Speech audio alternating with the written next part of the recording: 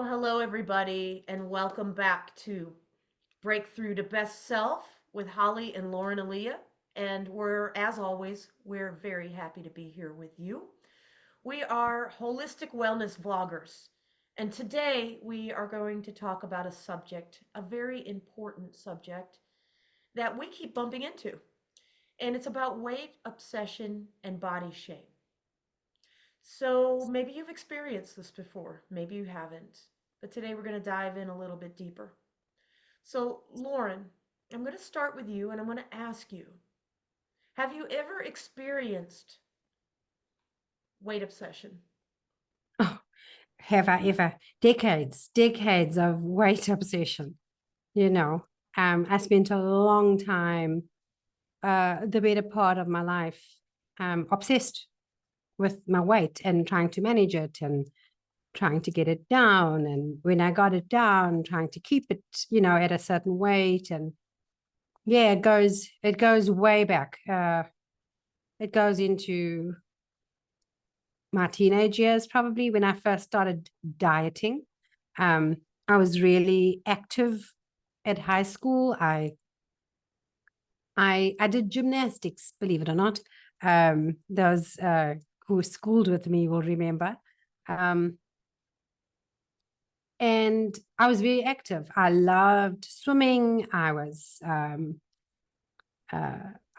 just somebody who loved being outdoors. And as I got into my teenage years and things started to slow down, just, adolescence, um, and just life getting a little bit more, uh, so socializing made it difficult to be out, and it wasn't as active for me anymore. Um, I noticed the weight start to creep on. And that is, I think, when the weight obsession first started for me. I would say the latter part of high school and maybe immediately after high school was when I first started noticing, and of course, getting feedback from others.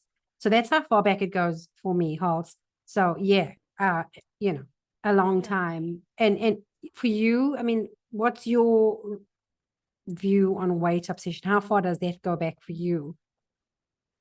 Yeah, I would say it for me it began in junior high. And the I think we've shared in here before a bit that, since I was a toddler, there was food obsession. There was food obsession. And I would venture to say, not my fault, just the addictive properties of the food itself and the availability of it. But by the time I started to get into junior high, of course, we've got the puberty hormones racing along, and I already felt different. I already felt different. And so, feeling different, using food to feel better, the weight started to creep onto me too. And then I was also singled out for that. So then I just needed to find a way. And I started to obsess about my weight. So I'd say, that was a long story long. Mhm. It started in junior high for me. And it's Junior been a high. lifelong thing since then. You mentioned, Holly, some of what contributed to the weight obsession, and it ties it, back into the other part of what we're talking about today is this issue of body shame, or, not feeling like our bodies are good enough. Where does the body shame come in? And what contributed to weight obsession? Why the obsession with your weight? You're Where right does shame when you come into mention it that for like you? that. Because if you think about it, no matter what my body size was, if it were not pointed out to me, then I would have thought, man, this is okay. This is how I'm supposed to be. But that's not the case, when you're in junior high, the tendency is to point out people's faults to make yourself feel better. So the kids were pointing that out to me. Society, was pointing that out to me. Your Mhm. body does not match the image on television. Your Yeah. body does not match the image in a magazine or in the movies. And therefore, something is wrong with you. Oh, and by the way, here's a diet product, because I started dieting in high school. Hmm. Here's a diet product so that you will be better and you won't have to be ashamed of how you look. And oh my goodness, it has taken me 5 decades to begin to unpack all of the messaging that I received in junior high, high school, and even as an adult. Yeah. So, what about for you, Lauren? You're on the other side of the world. You're in South Africa. What is the contribution to weight obsession look like for you? Is it similar? Is it different? Sadly, I think it's similar in most parts of the world. I think in most societies, um, weight and dare I say, I think for women in particular, like all women, we held to a different standard when it comes to weight and what ideal body shape and size should look like. You know, we got a lot of American television growing up. So, the same kind of messaging that you would have received through your television screen, we got a lot of that messaging on this side of the world as well, because we got a lot of American series and a lot of American movies. And typically, the bombshells that were cast had a certain look about them. And so as young girls, certainly we grew up aspiring to look like the people we saw on the screen or in magazines. We didn't know about airbrushing and that, even back then. Of course, now with AI, it's even worse. But even back then, pictures in the magazines were being airbrushed and we had no idea. So, this ideal body shape and size that was being presented to us through our childhood became the ideal. And so, body shame, I was thinking about it as we were talking and trying to figure out, like, where did body shame start for me? And it's so interesting because I can hardly tell if it's something that started from inside my own mind or did it come, from messages to me. Thankfully, I didn't grow up in a home where body shape feedback was given often that I can recall. And it could be that because the better part of my childhood, I didn't struggle with my weight. As I said, I was extremely active. So maybe it just wasn't a conversation that necessarily happened in our home. My sister was extremely athletic. And I guess one of the messages I got really early on was that athletic bodies were desirable. I couldn't go anywhere as a young girl, as a teenager, without people commenting on, oh, they would mention my sister's body and the shape of her legs. She was an athlete, she was a runner, she had a really strong, healthy body. Um, but I remember people commenting on that, like consistently commenting on that. And I remember when my body started to change and suddenly I was putting on weight, as I say, the second part of high school and certainly after high school when a lot of my school sports came to an end, I started putting on weight. I remember thinking, oh my gosh, I'm not matching that standard, whether it was my sister's body or the people on TV. Um, I had a sense. And I think so internally, there was this, I should be different. Like this is not acceptable. And I think it was probably, I don't know, 18, 19 maybe, when I went on what I would call my first kind of restriction diet. Um, and then having even more shame when that wasn't easy to maintain. So when I couldn't stick to restriction for a long period, then that built on itself. And so the shame continued both Yes. in my body that was changing, but also in my inability and my lack of discipline and my lack of willpower. I think that built on the shame. And that's the kind of shame I think I carried through for decades as the consequences of that took hold. And let's talk a bit about the consequences, Holt. What has been the consequences you've experienced over the years? You know, you also mentioned, you know, decades of being stuck in this weight obsession, body shame, nightmare.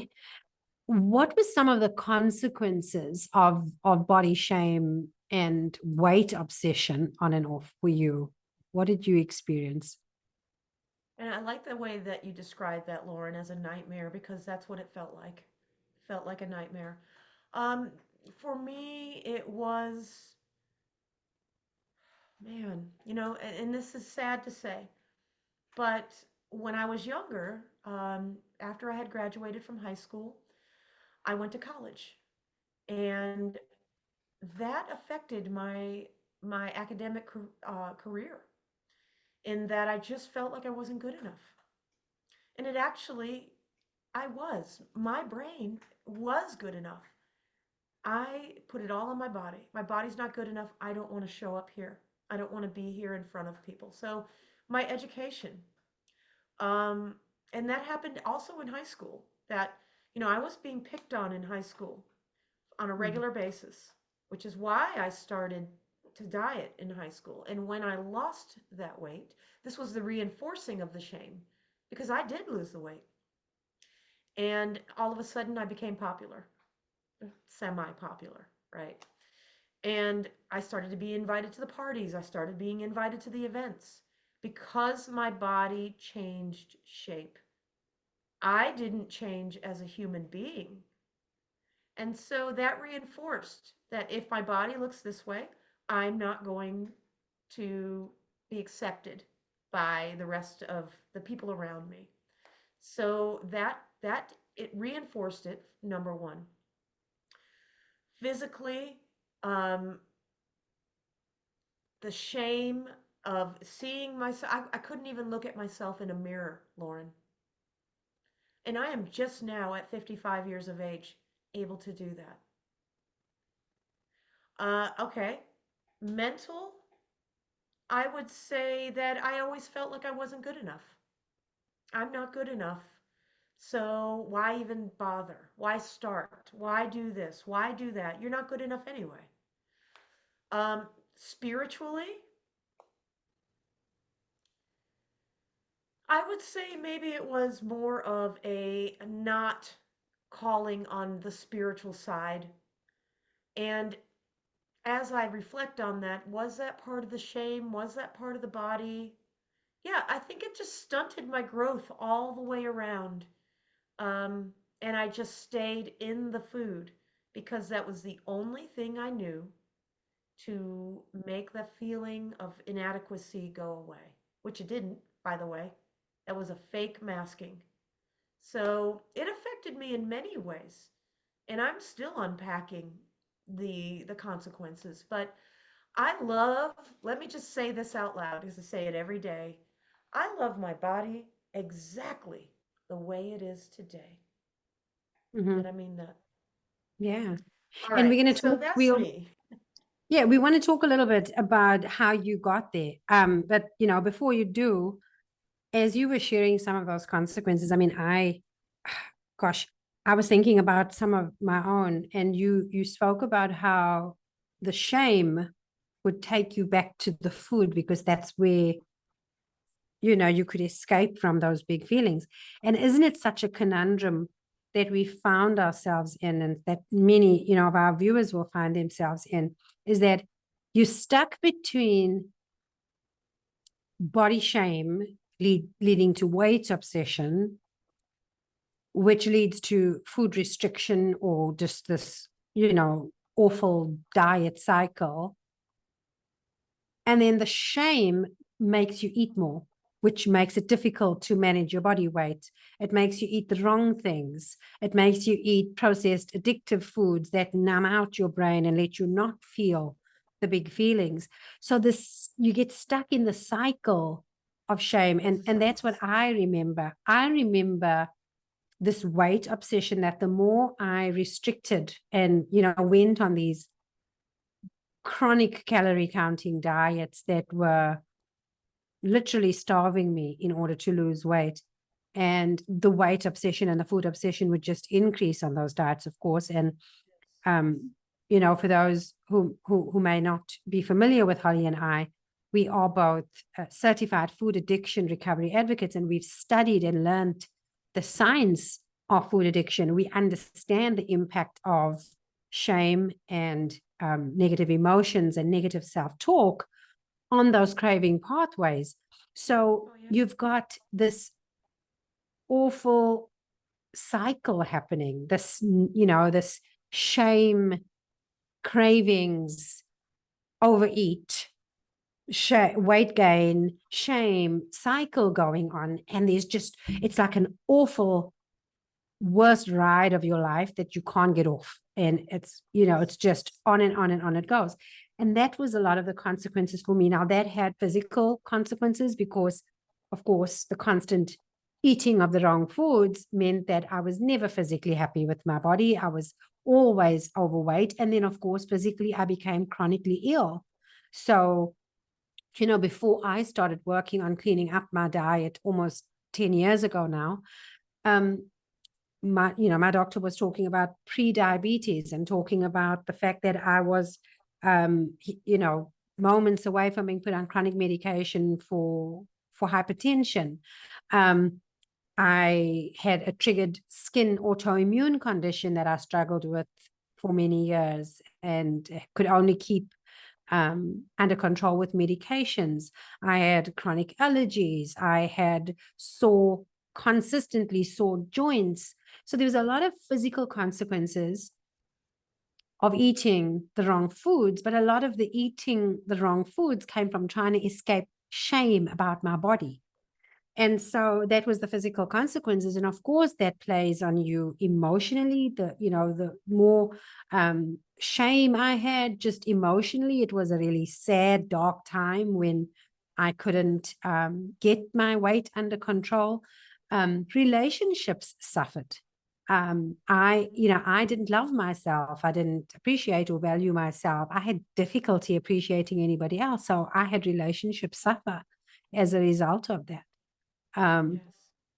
and it's taken us a long time, to get to a place where we can look back and understand that cycle. And so I just want to say that for anybody that's watching this video that is there now, that's in that place right now, how do you break that cycle? Holly, how did you break the cycle of you know, weight obsession and body shame leading to overeating and weight gain and ill health, and then going around and around again? Where did you start and how did you get to where you are now? As you were saying that, as you were asking this question, I was like, man, I wish I had a podcast of Holly and Lauren telling me what this is because it took me a long time to understand. So Mm. it started with understanding. This is what's happening. This is what's happening. I love you. This is me talking to me. Well, I'm talking to you too, Lauren. I love you. I love you too. But I was talking to myself that, I love you. I love you exactly the way you are. You don't have to change. You don't have, there's nothing that you have to do in order for me to love you. So that at first it was just offering myself unconditional love. But hold on. I got to ask you because I know that there's somebody out there asking this question. I don't love myself just yet, right? So I'm out there and I don't love myself just yet. I'm in a body that I don't love. I'm stuck in weight and shame cycle. How do you get to loving yourself? I heard you say it starts with understanding. How did you get understanding? Like, what does that mean? Okay, Take us through the steps before you get to loving yourself. What does sure. understanding even look like? Understanding is, what am I feeling right now? So when the shame comes up, the shame will show itself. And maybe I even wrote a note. Pay attention for for the shame. Pay attention to the shame. Maybe I've got a little post-it note on my laptop. Pay attention to the shame. And that is just reminding me that when the shame shows up, hold space for it. Sit with it. Pay attention to it. What caused it this time? Because the shame can come from so many direct. That's the other thing I learned in this process is that the shame can come from many different directions, unexpected directions sometimes, expected directions sometimes. Maybe it's a family member that always talks about your body. Maybe it is seeing yourself in a photo and not liking what you see. How many times have we either experienced that or heard other people talk about it? Right? Yep. Me too. And so when the shame shows up, where is it coming from? So that's, understanding what is creating the shame. What is driving the shame, first of all? And also, maybe just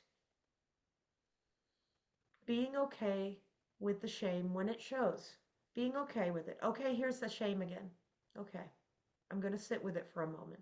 That's the beginning. That's the understanding of this is what's showing up, and this is why it's showing up. The driver of it. But then you asked, well, how do you love yourself when you don't? And there was a lot of time in my life when I did not. And it started with a very good friend of mine who's no longer with us, but her impact will be with us forever. And she just said, would it be okay if you were to pull out a notebook and just write sentences? You remember when you were a kid and you got in trouble in class? You probably never got in trouble in class, Lauren. You probably Oh, just, you want to bet? I will not talk in class. I will not talk in class. You remember that, right? Yeah, yeah. What if you Repeated were to do lines. an exercise in I love myself? I'm going to do it right now. I love myself. And you were to write it over and over again in different ways. I love myself because I got up this morning. I love myself because um, I don't know, come up with lots of different reasons, or just I love myself.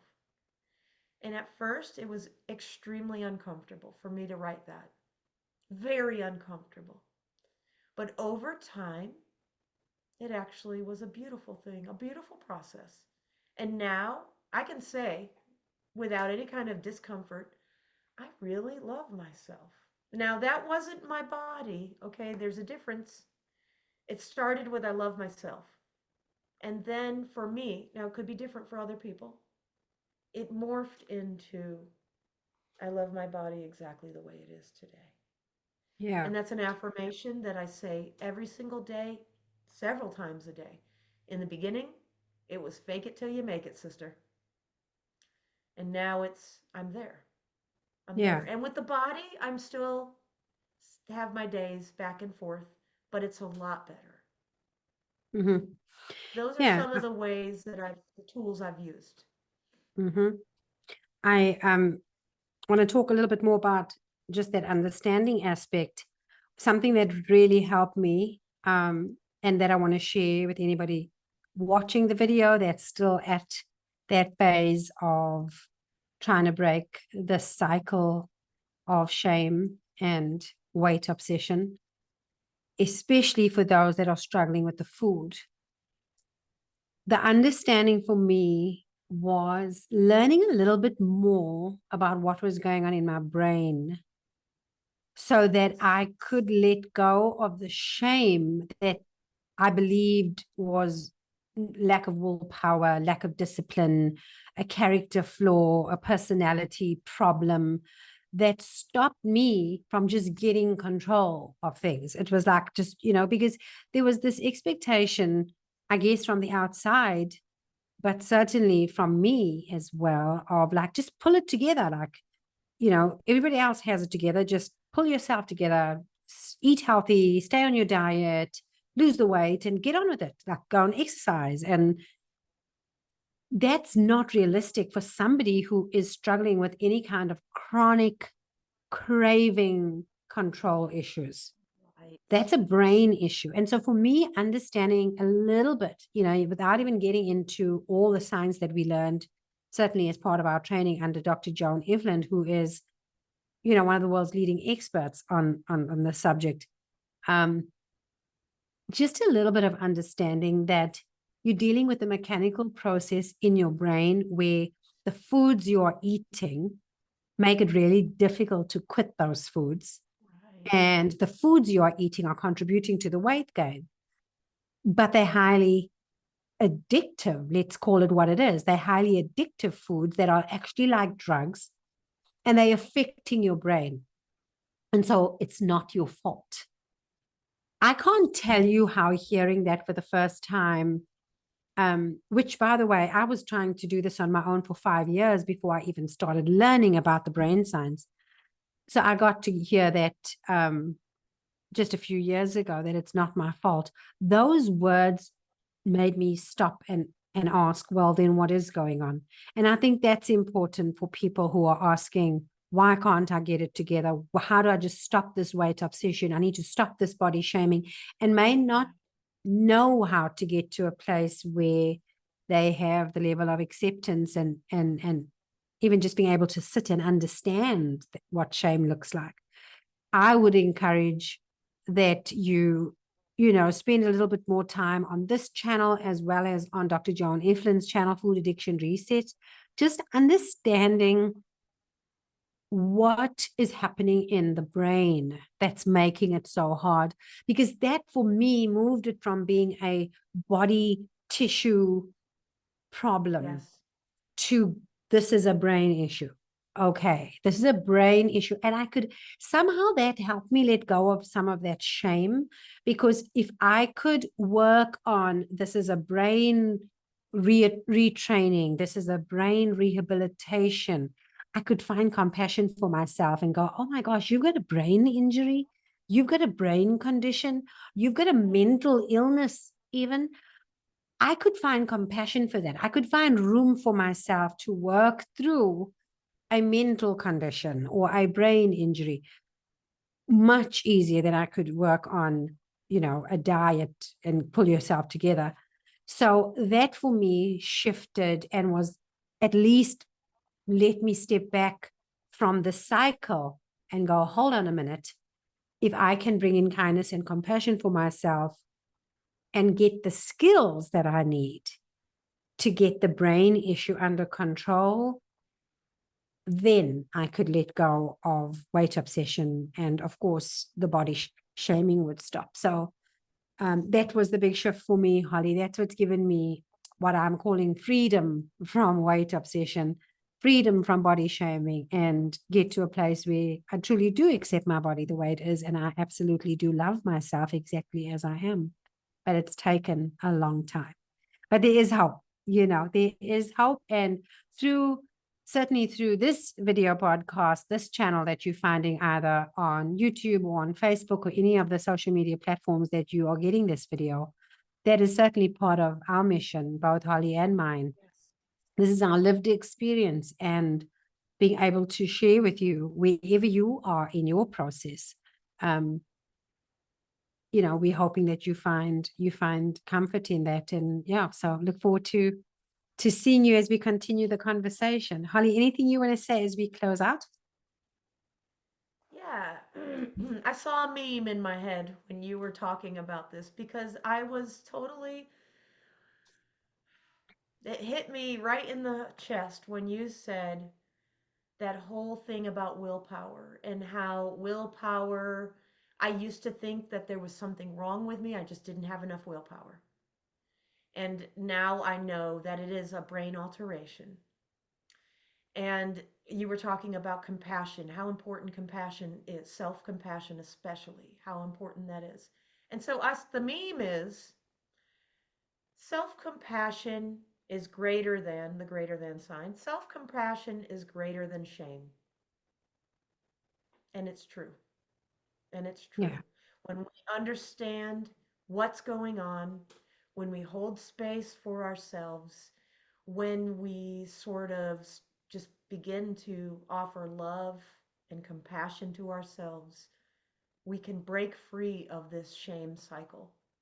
And oh my goodness, what is on the other side of that? Healing, healing. So that's what I got. That's what I got. Thanks, I Halls. appreciate everybody so much for listening in. Lauren, is there anything else you want to add No, before I we think close? that's a great note to end it. We thank you for being on this video with us, watching to the end. For those that have stayed with us all the way to the end, we know it's been a little longer than some of the others, but I think this is an important topic, and we'll probably swing around to this again and talk a little bit more about it because it is such a big piece of holistic wellness and well-being, and affects so many people profoundly. So thank you for listening, and yeah, wishing you peace and self-compassion and kindness so that you can let go of weight obsession, body shaming, and we see you in the next video. If you're enjoying this content, we remind you please to like and follow this channel, hit the subscribe bell so that you get a notification when we upload the next video. And we'll see you there. See you there.